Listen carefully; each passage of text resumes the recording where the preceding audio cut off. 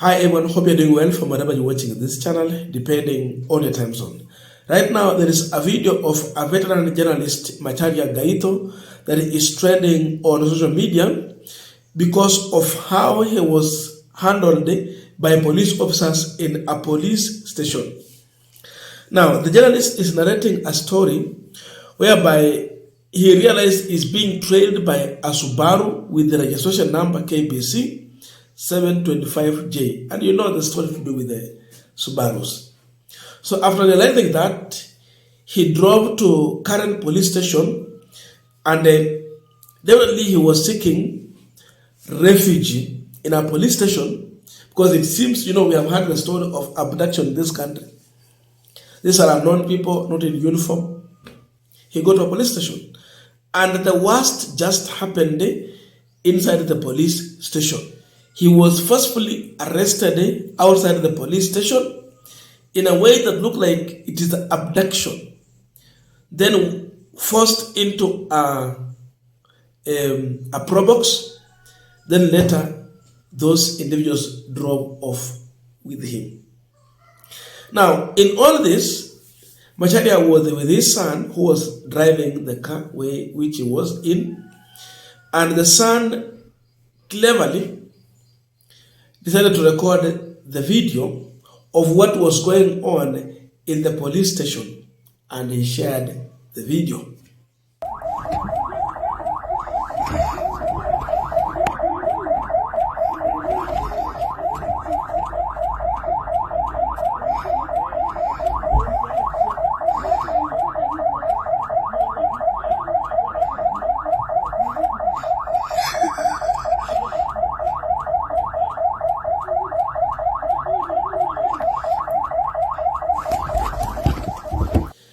Now, after that, the LSK President Faith Odhiambo shared this information.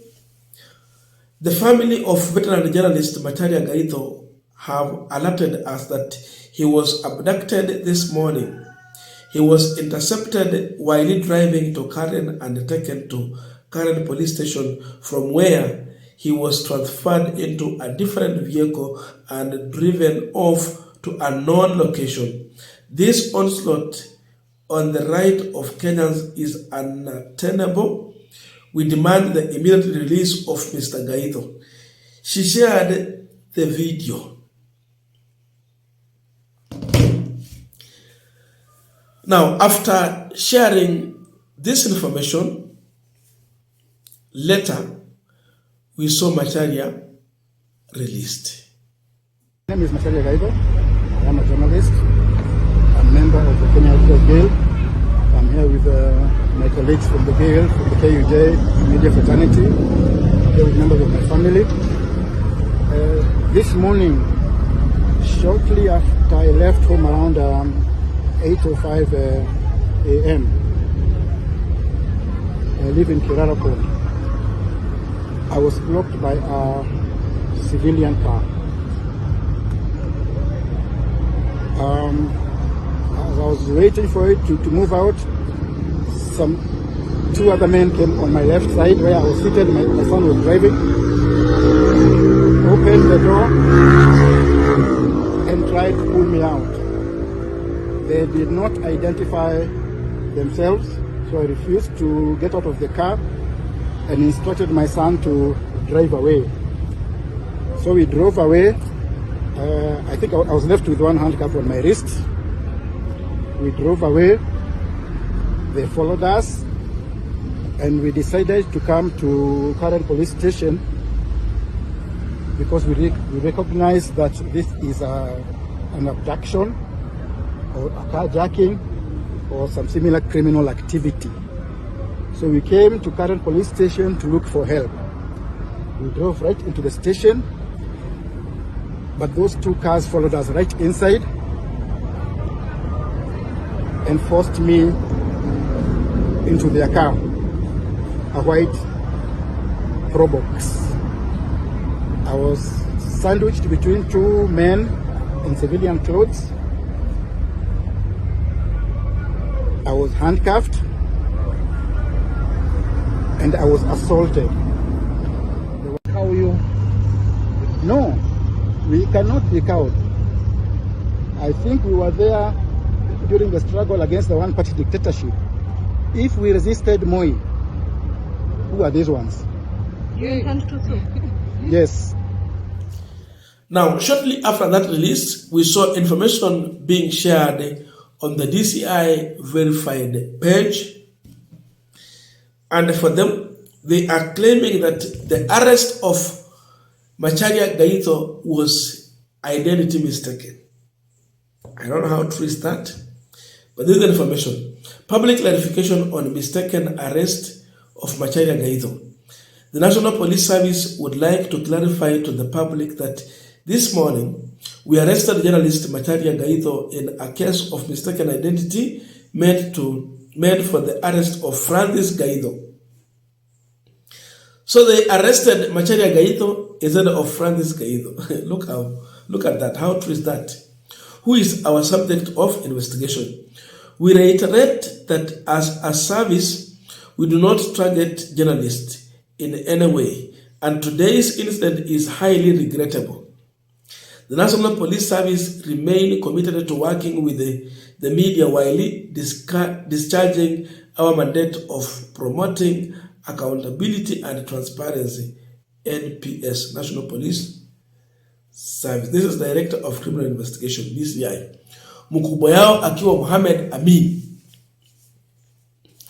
Now, Gaitho was asked a question as far as the allegation of identity mistaken.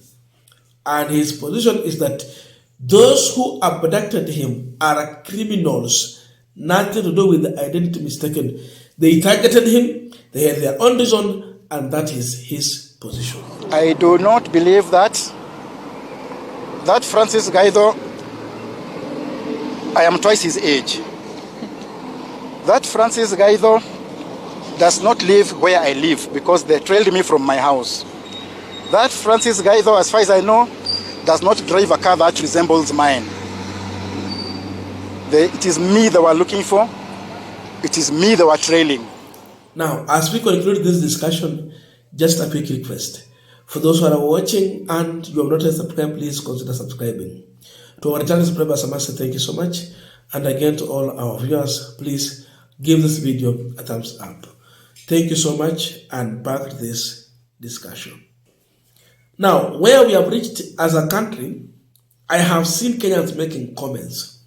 And their position is that if there will be any police officer in civilian clothes attempting to arrest anyone, it will be treated as a subject of abduction, and therefore this police officer will be treated as a goon or a criminal. And you know what a criminal is subjected to?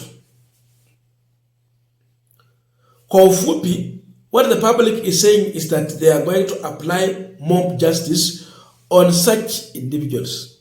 Mali tumefika. Because you look for the allegation from the DCI, they don't make sense. They don't convince anyone. Macharia is clear. The man the DCI is claiming to be the center of their subject. He's younger than him by half. He don't drive the same car. He don't live the same place where Gaitho is staying. So the issue of mistaken identity is neither here nor there.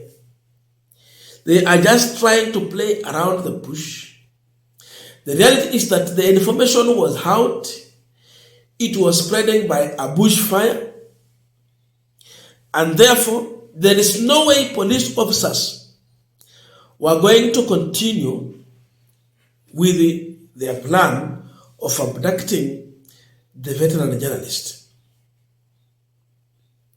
Due to public pressure and the leaked out video that was recorded by his own son, these individuals had no any other way out but to provide the veteran journalist. Inibidi tu wamwachilie, wamulete, wamrudishe. They had no any other option but to release Macharia Gaitho. Otherwise, if it was not for this recording, today at this time they'll be beating around the bush with many stories without releasing Gaitho Macharia. But we are living in a digital world where it is just one video and it is out, or a photo, and everything will change. The conversation will change. So they were caught red-handed and they had no any other option but to release the journalist. What is the problem with William Ruto's administration to do with the journalist? The story they bring out, especially when they analyze the politics in this country, that is not favoring them, it becomes a problem.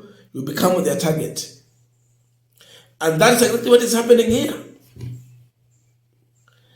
They need journalists and media houses that is going to massage them, even when they are wrong. But journalists have come out strongly in support and defense of what the youth, Gen Zs, are pushing in this country. And anything of such kind to William Ruto is dangerous, and you become, an enemy of his administration. Therefore, it is a way this administration is attempting to intimidate journalists so that they will not come out strongly to openly share their views. Remember, we are talking about abduction of a journalist, when yesterday we saw shooting of a journalist in Nakuru. Today, journalists are now protesting, demanding arrest of the officer who shot the journalist, Catherine. So we see a government that is targeting journalists, content creators. They target these people because they are not favoring them. So Ruto has opened so many wars. Can he win all these wars? Let him choose his battle and focus on that. But by fact that you open this many wars, you end up becoming the biggest loser. This shows the desperate in the government and the kind of desperate measure they're trying to apply. It is all backfiring and a big blow to this administration. We are saying no to abduction. Let us respect the rule of law.